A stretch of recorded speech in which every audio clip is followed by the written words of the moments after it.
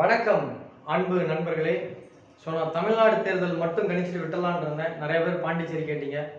West Bengal, Kerala, Assam போன தடவை நான் பண்ணேன். அஞ்சுமே கரெக்டாக இருந்தது. போன முறை தமிழ்நாடு எலெக்ஷன் ஏப்ரல் 6ஆம் தேதியே நடத்தினதுனால நமக்கு 30 நாள் டைம் கிடைச்சதுனால எனக்கு ஒரு டைம் ஸ்பேஸ் கிடைச்சிது. இந்த முறை கேரளா, மேற்கு வங்காளம், அஸ்ஸாம் கணிக்க முடியாமல் இல்லை, கணிக்க தெரியாமல் இல்லை, நேரம் இல்லை. ஐபிஎல் ஒரு பக்கம் தமிழ்நாட்டில் 234 தொகுதி கணிக்கணும், இன்னொன்று தமிழ்நாடு கணிப்பு, இது போக ஐபிஎல் கணிப்பு, இது போக கொஞ்சம் பெரிய பெரிய அதிகாரிகிட்டலாம் பழகிட்டேன், உயர் அதிகாரிகிட்டலாம். அவங்க இந்த ஐபிஎல் சொன்னாலும் புரிஞ்சுக்க மாட்டேங்கிறாங்க. பொண்ணுக்கு ஜாதகம் வந்திருக்கு அனுப்பு, பையனுக்கு ஜாதகம் வந்து அனுப்புன்னு என்ன ஒரு மாதிரி பண்ணுறாங்க. அதனால் என்னால் கேரளா, மேற்கு வங்காளம், வெஸ்ட் பெங்கால் இது என்னால் கணிக்க முடியல. கேரளாவும் மேற்கு வங்காளமும் அஸ்ஸாமும் கணிக்க முடியல. பாண்டிச்சேரி நம்ம தமிழர்கள் நிறைய பேர் இருக்கீங்க, கேட்குறீங்க, நம்ம வாடிக்கையாளர்களே நிறைய பேர் இருக்காங்கன்ட்டு பாண்டிச்சேரி மட்டும் பண்ணியிருக்கேன்.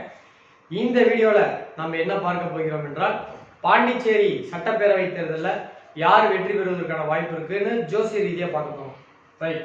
Puducherry legislative assembly election date of இது நம்மளுடைய 89வது தேர்தல் கணிப்பு. இது வரைக்கும் 88 தேர்தல் கணிப்பு போட்டிருக்கோம்.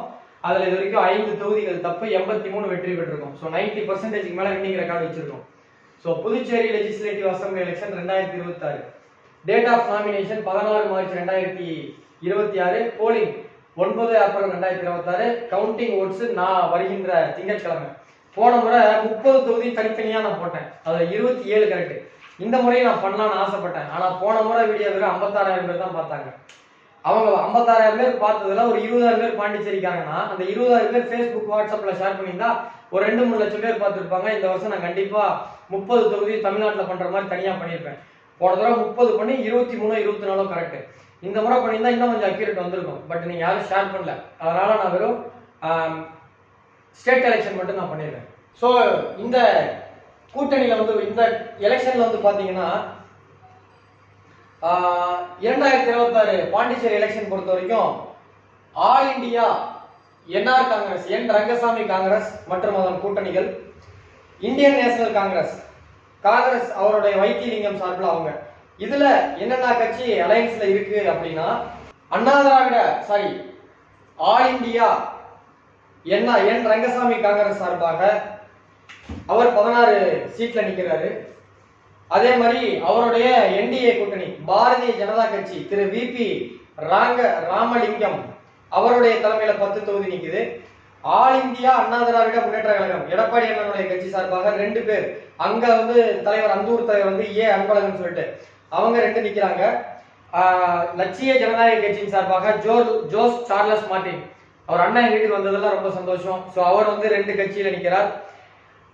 ஆல் இந்தியா என்ஆர் காங்கிரஸ் கட்சி சார்பாக ஜக்கு, தண்ணி பிடிக்கிற ஜக்கு சிம்பல்லையும், பாரதிய ஜனதா கட்சியின் சார்பாக தாமரை சின்னத்திலையும், அனைத்து இந்திய அண்ணா திராவிட முன்னேற்ற கழகத்தின் சார்பாக எம்ஜிஆர் கண்ட ரெட்டலை சின்னத்திலையும், லட்சிய ஜனநாயக கட்சியின் சார்பாக கோசாப்பழம் சின்னத்திலையும் நிற்கிறாங்க. அதே மாதிரி எஸ்பிஏ செக்யூலர் ப்ராகிரசிவ் அலையன்ஸ் சார்பாக, இந்தியன் நேஷனல் காங்கிரஸ் சார்பாக கை சின்னத்திலையும், வைத்திலிங்கம் அவர்கள் தலைமையில அந்த ஊர்ல அனைத்து இந்திய திராவிட முன்னேற்ற கழகத்தினுடைய ஸ்டாலின் அவருடைய கட்சி அந்த ஊர்ல சிவா அப்படின்றவர் தலைவராக இருக்கார். அவங்க 13 தொகுதி நிற்கிறாங்க.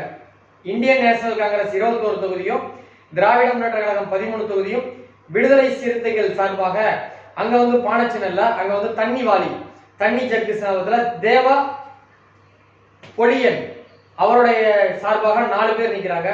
தமிழக வெற்றி கழகத்தின் சார்பாக திரு விஜய் அவர்களுடைய விசில் சின்னத்தில் 28 பேரும், அங்க நேயம் மக்கள் கட்சின்னு சொல்லிட்டு குக்கர் சின்னத்தில் நிற்கிறாங்க. அவரு நம்ம அண்ணா டிடிவி தினகரன் அண்ணாவுடைய இது இல்ல, நேயம் மக்கள் கட்சி அங்க நேரு குப்புசாமின்றவங்க அவங்களோட இதுல.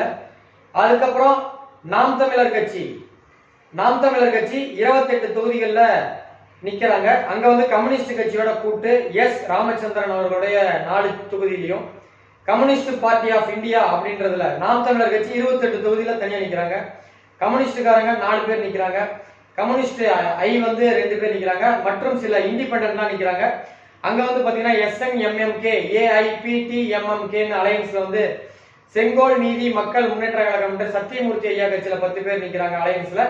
அவங்க கட்சியில வி கே சசிகலா அம்மா ஆல் இந்தியா புரட்சி தலைவர் மக்கள் முன்னேற்ற கழகம் அஇஅதிமுக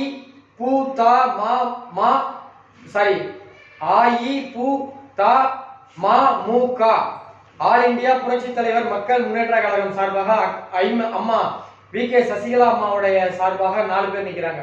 ஸோ இதுல எனக்கு ஓரளவுக்கு கொஞ்சம் அரசியல் அறிவு இருக்குன்னு நான் நம்புறேன். அந்த அடிப்படையில இவங்க 2 பேர் மட்டும் நான் போட்டு எடுத்துக்கிட்டேன். அண்ணா விஜய் அண்ணாவுடைய இதையும் நான் கன்சிடர் பண்ணல. அப்ப விஜய் அண்ணா ஜெயிக்கவே மாட்டாரா? வாய்ப்பு இருக்கு. நான் அதை கன்சிடர் பண்ணலன்னு தான் சொல்றேன். நான் அந்த ரேஸ்க்கு எடுத்துக்கல. நான் வந்து இங்க எப்படி எடுத்துக்கிட்டேன்னா, ஐயா ரங்கசாமி அவருடைய கூட்டணியில இருக்கக்கூடிய, மறுபடியும் சொல்றேன், ரங்கசாமி ஐயா கூட்டணியில் இருக்கக்கூடிய பிஜேபி மற்றும் லட்சிய ஜனதாதள கட்சி வேட்பாளர்கள், அதே மாதிரி காங்கிரஸ் தலைமையிலான, மறுபடியும் சொல்றேன், காங்கிரஸ் தலைமையிலான கூட்டணியில திமுக மற்றும் விடுதலை சிறுத்தைகளுடைய வேட்பாளர்களுடைய ஜாதகத்தை மட்டும் ரிசர்ச் பண்ணதுல கிடைச்ச ரிசல்ட் வந்து பார்க்கும் பொழுது, முதல்ல நம்ம ஐயா முதலமைச்சர் என்ற முறையில அவருடைய ஜாதகத்தை ரெஃபர் பண்ணுவோம்.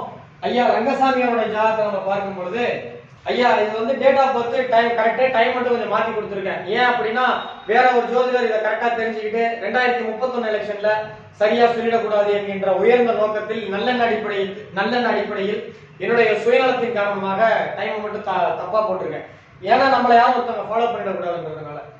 ஸோ ஏன்னா நான் கொஞ்சம் பயந்தவன். ஏன்னா என்கிட்ட இது ஒண்ணுதான் இருக்கு, இதையும் எல்லாருக்கும் சொல்லி கொடுத்துட்டோம்னா நம்மளுக்கு மதிக்க மாட்டாங்க.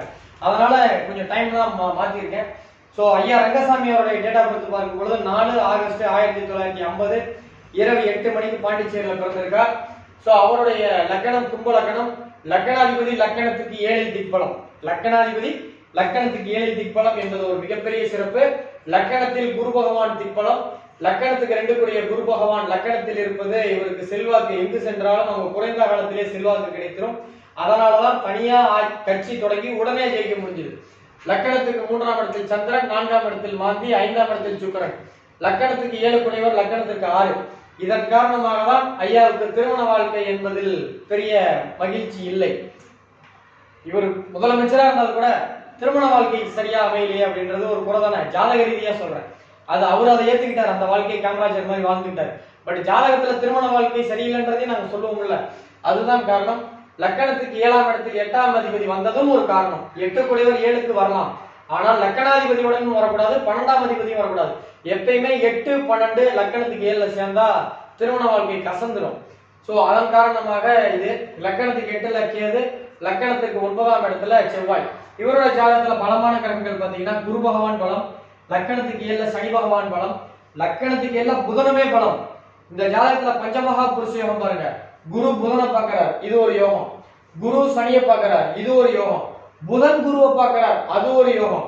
சனி குருவை பார்க்கிறார், இதுதான் சசயோகம். எங்க போனாலும் மக்கள் செல்வாக்கு, அவர்களுக்குன்னு இருக்கக்கூடிய கூட்டம். லக்கணத்துக்கு 9ல இருக்கக்கூடிய செவ்வாய் தனது 8ஆம் பார்வையாக மாந்தியை பார்க்கிறார். அதுவும் இந்த ஜாதகத்தில் இவருக்கு எதிரிகளிடையே ஒற்றுமை இல்லாத தன்மையை கொடுக்கும். லக்கணத்துக்கு 8 கூடிய சுக்கிரன் லக்கணத்திற்கு 5ஆம் இடத்தில் அமர்ந்து அவரை லக்கணத்தில் திக்பலம் பெற்ற குரு பகவான் 2 11 கூடியவர் பார்க்கிறது ஒரு நல்ல அமைப்பு. சோ இந்த ஜாதகர் ஒரு அரசியல் படிக்கிறவங்க, அரசியல் சம்பந்தமான ஜோசியத்தை தெரிஞ்சுக்கணும் நினைக்கிறவங்களுக்கு ஐயாவோட ஜாதகம்லாம் ஒரு அருமையான ஆய்வு. இவருடைய ஜாதகத்தை மட்டும் டீட்டெயிலா பேசணும்னா நான் 1 மணி நேரம் இல்ல 3 மணி நேரம் பேசுவேன். அவ்வளவு விஷயம் இந்த ஜாதகத்துல D6 D10 இந்த சார்ட்ல எல்லாம் நம்ம போறப்ப இருக்கு. சோ அருமையான ஜாதகம். இப்போ லக்கணத்துக்கு லக்கண அதிபதி குரு பகவான் 5ல இருந்து லக்கணத்தை பார்க்கிறார். லக்கண அதிபதி குரு பகவான் லக்கணத்துக்கு 5ல இருந்து பார்க்கிறார். சோ இது ஒரு யோகம். அதே போல லக்கணத்துக்கு 7ல திக்பலம் பெற்ற கிரகம் லக்கணத்துக்கு 2ல ராகுவோட இருக்கு, இதுவும் யோகம். இவருடைய ஜாதகத்துல லக்கணத்துக்கு 6 கூடிய சந்திரன் லக்கணத்துக்கு 3ல மறைஞ்சிருச்சு. அதன் காரணமாக இவர் எந்த அளவுக்கு நேர்மையானவரோ, எந்த அளவுக்கு சொன்னா அந்த வாக்குறுதியை செய்யறாரோ, ஒரு கமிட்மெண்ட் கொடுத்தா செஞ்சிருவார். அவ்வளவு சீக்கிரம் ஒரு கமிட்மெண்ட் தரமாட்டாரு, ஆனா அப்படி கொடுத்துட்டாருன்னா அதை செஞ்சிருவார். அது காரணம் வந்து பாத்தீங்கன்னா லக்கணத்துக்கு 6 கூடியவர் லக்கணத்துக்கு 7ல இருக்கிறது. இதுல ஒரு நல்ல விஷயம், இதுல ஒரு கெட்ட விஷயம் இருக்கு. என்ன அப்படின்னா இவர் வந்து ஒரு விஷயத்த பிடிவாதமா இருப்பாரு, நான் நினைச்சது நடக்கணும். இப்போ உதாரணத்துக்கு வந்து பாத்தீங்கன்னா பண்டாரி அவர்கள் வந்து பாஜக சார்பா வந்து பேசுறாங்க, இவர் பாட்டுக்கு திருச்செந்தூர் ஸ்ரீரங்கம் வந்துட்டாரு. நான் ஒரு கமிட்மெண்ட் சொல்றேன், இதுக்கு ஒத்துக்கிட்டா வந்து கையெழுத்து போடுறேன், இல்லைன்னா நான் வரலன்னு சொல்லிட்டு நைட்டு வரேன்னு சொல்லிட்டு காலையில ஸ்ரீரங்கம் கோயிலுக்கு வந்து திருச்செந்தூர் போயிட்டாரு. அவங்க ஒத்துக்கிட்டதுக்கு அப்புறம் தான் இவர் போனாரு. தான் கொண்ட கொள்கையில் பிடிவாதமா இருப்பார், அது நண்பராக இருந்தாலும் சரி, அது அவங்க கட்சிக்காரங்களுக்கு தெரியும். ஒரு வாக்குறுதி அவர்கிட்ட சொன்னா செஞ்சிடணும், நீ செய்யல மாத்தி பண்ணிட்டேன்னா திரும்ப அந்த இடத்துல உனக்கு பதிலாக வேற ரீப்ளேஸ் பண்ணிடுவான். மறுவாய்ப்பே அவன்கிட்ட கிடையாது. மன்னிப்பு, மறுவாய்ப்பு, சரி இனிமே தப்பு பண்ண மாட்டேன்ற அந்த பேச்சுக்கே எனக்கு கிடையாது. அவ்வளவு ரொம்ப ஸ்ட்ரிக்டான ஒரு நபர், பழுத்த அரசியல்வாதி. 2ஆம் இடத்தில் ராகு பகவான் இருக்கிறதுனால நிறைய வெல்ஃபேர் ஸ்கீம் கொடுப்பாரு, ஆனா செஞ்சிருவாரு. அதே மாதிரி லக்கணாதிபதி 7ஆம் இடத்தில் திக்பலம் அடைகிறதுனால ஒரு லீடர்ஷிப்பு, பாப்புலர் ஓட்டு, கரிஸ்மெட்டிக் லீடர். இன்னைக்கு தமிழ்நாட்டில் எப்படி எடப்பாடி ஐயாவும் ஸ்டாலின் ஐயாவும் கரிஸ்மெட்டிக் லீடரோ அந்த மாதிரி அந்த ஊர்ல பாண்டிச்சேரியில ஒரு கரிஸ்மெட்டிக் லீடர். அதே மாதிரி வந்து பாத்தீங்கன்னா லக்கணத்துக்கு 7க்குடைய சூரியன் 6ஆம் இடத்தில் அமர்ந்து லக்கணத்துக்கு 12ஆம் இடத்தை பாக்குறதுனால எந்த அளவுக்கு கண்டிப்பு இருக்குமோ அந்த அளவுக்கு அரவணைச்சு போயிடுவார். சரி சரி வாப்பா பாத்துக்கலாம், சரி சரி வாங்க அட்ஜஸ்ட் பண்ணி பண்ணிக்கலாம், சரி அதானே, சரி போ போ ஓகே, சரி இவ்வளவுதான் உனக்கு வேணும், சரி பண்ணி கொடுக்கலாம், ஓகே விடு, சரி இதுக்காக யோசிக்கிறா, வா உனக்கு பண்ணி தரேன், சரி இப்ப முடியல நான் அடுத்த மாசம் பண்ணி தரேன்னு சொல்லி அரவணைச்சு போயிடுவார். யாரையுமே பகைச்சிக்க மாட்டார். இவரா யாராவது ஒருத்தங்க பகையா நினைப்பாங்களே தவிர இவரா அவரை பகையாவே நினைக்க மாட்டார். யாரையுமே எதிரியா நினைக்காத ஒரு குணம். அதே மாதிரி லக்கணத்துக்கு சுக்கரன் வந்து 5ஆம் இடத்துல இருக்கிறனால டூரிசத்தை டெவலப் பண்ணுவார். சுக்கரன் தான் மது, நம்ம அதை பத்தி பேச வேண்டாம். சுக்கரன் தான் டூரிசம், அதை பத்தி பேசலாம். சோ ஐயாவோட ஜாதகம் ரொம்ப பலமா இருக்கு, 70% பலம். அடுத்து வைத்தியலிங்கம் ஐயா ஜாதகம். காங்கிரஸ் சார்பாக முதல்வர் வேட்பாளராக இருக்கக்கூடிய சிட்டிங் எம்எல்ஏ, சிட்டிங் பாண்டிச்சேரி பாராளுமன்ற உறுப்பினர் ஐயா வைத்தியலிங்கம் அவர்களுடைய ஜாதகத்தை பார்ப்போம். இந்த ஜாதகத்திலையும் டைம் ஆஃப் பர்த் நான் மாற்றி போட்டிருக்கேன். என்னுடைய பாதுகாப்பும் மற்றவங்களுக்கு என்னுடைய அறிவு போயிடக்கூடாது என்கின்ற நல்லெண்ண அடிப்படையில் சுயநலத்தின் காரணமாக கொஞ்சம் டைம் மாற்றிருக்கேன். ஸோ 5/10/1950 கடலூர் மதியம் 12 மணி 10 நிமிஷத்துக்கு பிறந்திருக்கார். ஐயா பார்த்தீங்கன்னா கும்ப தனுசு லக்கணம். லக்கணாதிபதி லக்கணத்திற்கு 3ஆம் இடத்தில் மறைகிறது. லக்கணத்துக்கு 7க்குடைய பாதகாதிபதி லக்கணத்துக்கு 10ஆம் இடத்தில் மூலத்திரியோணம் உச்சமடைகிறார். லக்கணத்துக்கு 10ல் சூரியன் திக்பலம், லக்கணத்துக்கு 10ல் சனி பகவான் இருக்கிறார். லக்கணாதிபதி குரு பகவான் சந்திரனை பார்க்கிறார், 8ஆம் அதிபதியான சந்திரனை பார்க்கிறார். இதன் காரணமாக தான் 2016ல என் ரங்கசாமி அவர்கள் ஆட்சி அமைச்சாரு. அப்போ வந்து இவருக்கு தான் நியாயமா இவருக்கோ நமச்சிவாயம் ஐயாவுக்கோ தான் வாய்ப்பு கொடுத்துருக்கணும். ஆனா இவர் கிடைக்காம போனதுக்கு காரணமே ஊடால வந்து திரு நாராயணசாமி அவர்களுக்கு ஏன் கிடைச்சது அப்படின்னா, லக்கணத்துக்கு 7க்குடைய புதன் பாதகாதிபதி 10ஆம் இடத்தில் ஆட்சி பெறுது. அங்க சூரியன் இருக்கு. சூரியன்றது தலைமை. எதிரிகள் எல்லாமே தலைமையோட நெருக்கமா இருப்பாங்க, அவங்க சொல்றதுதான் கேட்பாங்க. சோ அந்த மாதிரி ஒரு சந்தர்ப்பத்துலதான் அவருக்கு வாய்ப்பு மறுக்கப்பட்டது. அதுக்கு வந்து அவர் திருப்பதி, சந்திரனை குறிக்கிறது திருப்பதி, திருப்பதிக்கு ஒரு தொடர்ந்து ஒரு 2-3 பௌர்ணமிக்கு போயிருந்தாருன்னா 2016லயே ஐயா வந்து கண்டிப்பா முதலமைச்சர் ஆயிருப்பாரு. ரைட்டு, காலம் கடந்ததை வச்சு போஸ்ட்மார்டம் ரிப்போர்ட் பண்ண வேண்டாம். ஸோ இப்போ வந்து பாத்தீங்கன்னா இவரோட ஜாதகம் வந்து பாத்தீங்கன்னா ரொம்ப நல்லா இருக்கு. ஸோ இவரோட ஜாதகத்துல இருக்கக்கூடிய பிளஸ் பார்த்தோம்னா லக்கணாதிபதி பலம். ஆனால் அந்த லக்கணாதிபதி மற்ற கிரக தொடர்பு கம்மியா இருக்கிறதுனாலதான் நீண்ட ஒரு கரிஸ்மெட்டிக் லீடரா வர முடியல.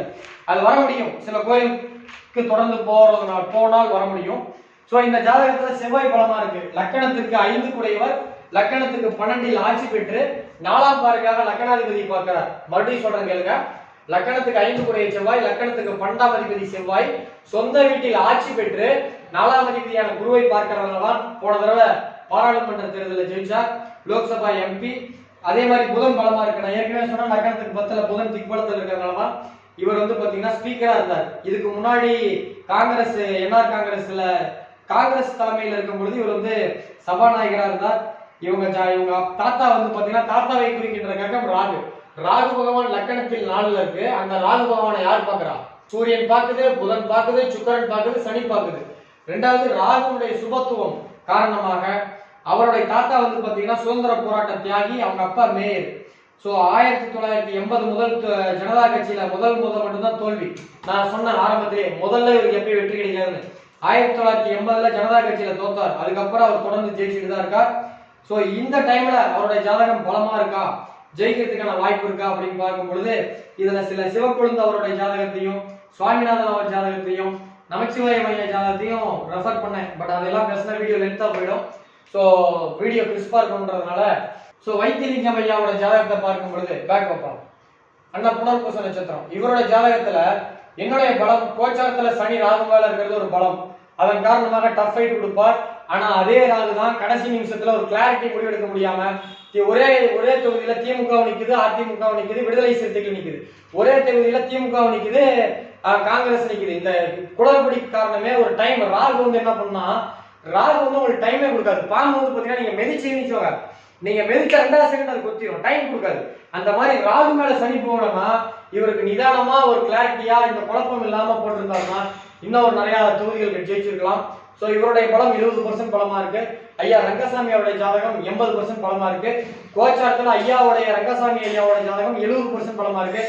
இவருடைய ஜாதகம் 40% பலமா இருக்கிறதுனால குறைந்த வாக்குகள் வித்தியாசத்தில் இந்த முறை யார் ஜெயிக்கிறதுக்கு வாய்ப்பு இருக்கு, யார் வந்து இந்த இதில் ஆட்சி அமைக்கிறாங்க அப்படின்னா, இந்த பாண்டிச்சேரி தேர்தலில் ஸ்ரீ பாலாஜி ஜோதிட ஆராய்ச்சி மையத்தின் சார்பாக வெளியிடப்படுகின்ற கணிப்பு யார் வெற்றி பெறுகிறார் என்றால் திரு ஐயா ரங்கசாமி அவர்கள் மீண்டும் 4வது முறையாக, கரெக்டா இருந்தா 4வது முறையாக மீண்டும் ஆட்சி அமைக்கிறார். ஆனால் தனி மெஜாரிட்டியா வர மாட்டார், கூட்டணி ஆட்சி தான் அமைக்கப் போகிறார். ஆல் இந்தியா என் ரங்கசாமி காங்கிரஸ் அவர்கள் அந்த கட்சி தான் பாண்டிச்சேரியில் 2026 வெற்றி பெறும் என்பதுதான் ஸ்ரீ பாலாஜி ஜோதிட ஆராய்ச்சி மையத்தின் சார்பாக வெளியிடப்படுகின்ற கணிப்பு. கூட்டணி ஆட்சி தான், ஆனா இவர் தான் முதலமைச்சராக வருவார்.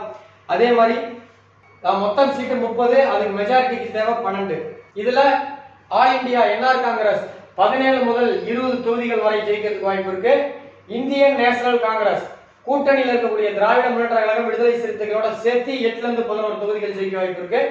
நாம் தமிழர் கட்சி வெற்றி பெற வாய்ப்பு இல்லை, பட் அது ஒரு இதுதான் அந்த மாதிரி போடணும் 0 to 1. அதே மாதிரி தமிழக வெற்றி கழகம் 0 to 1 இவங்க ஜெயிக்க வாய்ப்பு இருக்கு. இதுல ஜோஸ் மார்டின் அவர்கள் எங்க வீட்டுக்கு வந்தவர், என்னுடைய ஜோசியம் பார்க்க வாடிக்கையாளராக இருந்தவர், அவர் வெற்றி பெறுகிறார் என்பதில் கூடுதல் மகிழ்ச்சி. சோ இதுல யார் யார் இண்டிவிஜுவலா எவ்வளவு ஜெயிக்கிறாங்க அப்படின்னு நம்ம பார்க்கும் பொழுது தனிப்பட்ட முறையில என்ஆர் காங்கிரஸ் வந்து பாத்தீங்க அப்படின்னா ஒரு 11 தொகுதிகள்ல இருந்து 13 தொகுதிகள் ஜெயிக்க வாய்ப்பு இருக்கு. என்டிஏ வந்து பாத்தீங்கன்னா 4 ல இருந்து 6 தொகுதிகள் ஜெயிக்க வாய்ப்பு இருக்கு. ஜோஸ் மார்டின் ஒரு தொகுதி ஜெயிக்க வாய்ப்பு இருக்கு. அதன் காரணமாக 17 தொகுதிகள்ல இருந்து 20 தொகுதி, என் கணிப்பு 21 கூட வரலாம். சோ 18 ல இருந்து 20 தொகுதிகள் ஆல் இந்தியா என்ஆர் காங்கிரஸ், 8 ல இருந்து 11 தொகுதி இந்தியன் நேஷனல் காங்கிரஸ் தலைமையிலான கூட்டணி வெற்றி பெறும் என்பதுதான் நம்முடைய கணிப்பு. சோ இது வந்து என்னுடைய கணிப்பா பாருங்க. ஆல் இந்தியா என்ஆர் காங்கிரஸ் கட்சிக்காரது இந்தியன் நேஷனல் காங்கிரஸ்காரங்க ஒரு கோபமா மாதிரி காசு வாங்கிட்டுலாம் போடணும்னு சொல்லாதீங்க. எலெக்ஷன் முடிஞ்சு 1 மாசம் ஆகுது, இன்னும் 4 நாள்ல வாக்கு எண்ணிக்கை பாருங்க. ஓட்டு நான் தமிழ்நாட்டிலே ஓட்டு போட்டு முடிச்சுட்டு தான் வீடியோவே போடுறேன். சோ என்னுடைய நோக்கம் என்னுடைய ஜோதிட திறமை வெளிக்காட்டுவது தவிர ஒரு கட்சிக்கு ஆதரவா வாக்கு சேர்க்கறது கிடையாது. சோ இந்த வீடியோ பாக்குறவங்க, இந்த சேனலை முதல் முறையா பாக்குறவங்க சேனலை சப்ஸ்கிரைப் பண்ணுங்க, லைக் பண்ணுங்க. அடுத்து சனி பயிற்சி குரு பயிற்சிலாம் ரொம்ப தெளிவா போட போறேன். சோ நீங்க இந்த வீடியோ நிறைய பகிருங்க, உங்க பாண்டிச்சேரி நண்பர்களுக்கு எல்லாம் பகிருங்க. அப்படி பகிரும் பட்சத்தில் அடுத்த முறை 30 எம்எல்ஏக்கும் தனித்தனியா போன வட்டம் போட்ட மாதிரி நான் போடுறேன். சோ இந்த வீடியோவை உங்க நண்பர்களுக்கு பாண்டிச்சேரி ஃப்ரெண்ட்ஸுக்கு எல்லாம் பகிருங்க. இந்த முறை கேரளா, அசாம், வெஸ்ட் பெங்கால் எலெக்ஷன் போடல. அதற்கு காரணம் போதிய நேரம் இல்லாத காரணத்தாலையும், ஒரே டைம்ல ஐபிஎல் நடக்குது, டெய்லி ஐபிஎல் யார் ஜெயிப்பான்னு சொல்லி டெலிகிராம்ல போடணும், டெய்லி அன்னைக்கு மேட்ச்ல யார் ஜெயிப்பான்ட்டு. அது போக தமிழ்நாட்டில் 234 தொகுதி இந்த தடவை கணிச்சேன். ஸோ அதன் காரணமாக நேர பற்றாக்குறை காரணமாக இந்த தடவை நான் போடல. அதற்காக என்னுடைய எல்லா எலெக்ஷன் கணிப்பும் ஆவலா சில பேர் பார்ப்பீங்க, அவங்க ஏமாற்றம் அடைகிறதுக்கு வாய்ப்பு இருக்கு. அவங்க கிட்ட நான் மன்னிப்பு கேட்டுக்கிறேன். அடுத்த முறை நான் கொஞ்சம் அட்வான்ஸா பண்றேன். ஏன்னா ஒரு டைம் கிடைக்கல, ஒரு குறிப்பிட்ட டைம்ல அவ்வளவு வேலை செய்ய முடியல. வேலை செஞ்சு தப்பா போயிடுச்சுன்னா இவ்வளவு நாள் இருந்த ரெப்புடேஷன் போயிடும் தான் நான் பண்ணல. ஸோ இந்த சேனலை சப்ஸ்கிரைப் பண்ணாதவங்க சப்ஸ்கிரைப் பண்ணுங்க. நன்றி, வணக்கம்.